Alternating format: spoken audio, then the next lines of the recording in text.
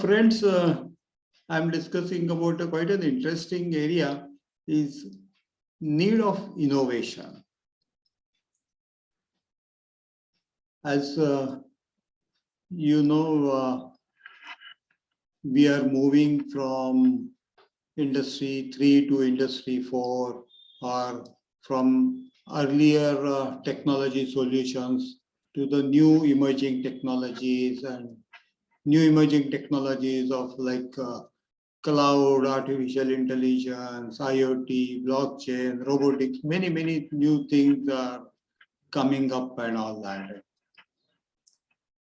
So this is where there is a need to innovate it. We cannot really work with the old systems, old technology, and looking forward for the new industry 4. The idea over here is basically to brief you or tell you or emphasize you that we have to really start innovating our business processes, practices, systems, and all that, along with the technology. So I'm just going to give you a brief idea or a strategy, what really we should look at it when we are talking about the innovation.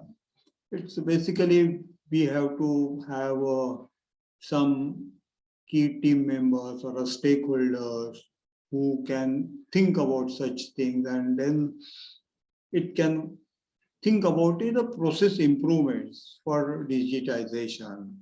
Now, the processes can be either getting a customer or maybe delivering the products to him with a distribution and logistic transportation, or it could be improving the manufacturing process, or improving the sales and operations planning, or it may be into quality management, or it may be a good into procurement. So it's all depends upon the various areas where the stakeholders, they feel that these are the areas which needs to be an improved.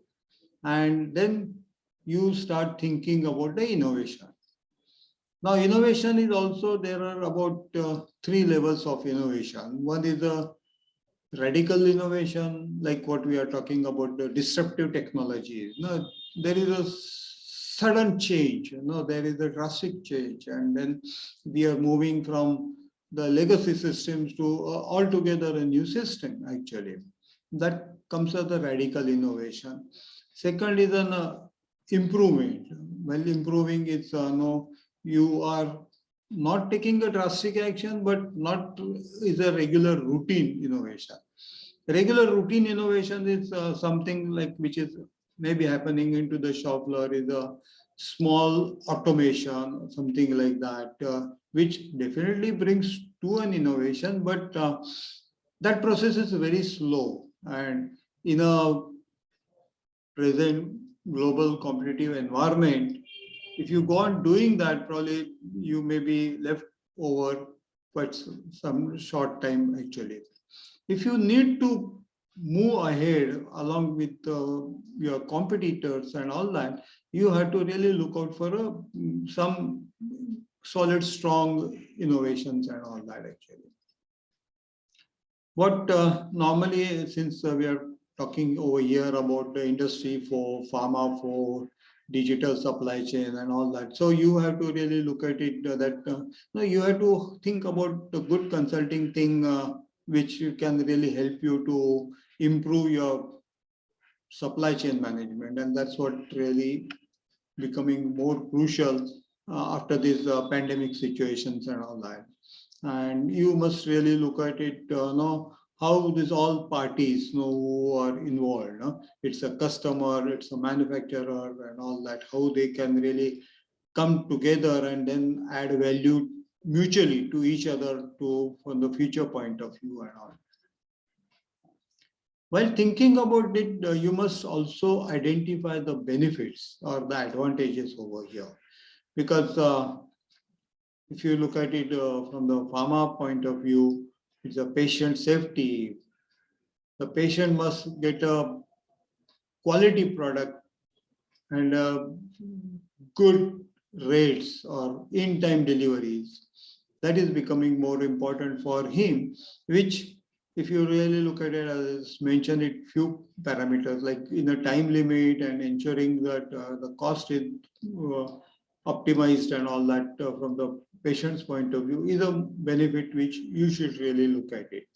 Of course, there are many more other benefits also there, depending upon your organization, your priorities. You can really start thinking about it.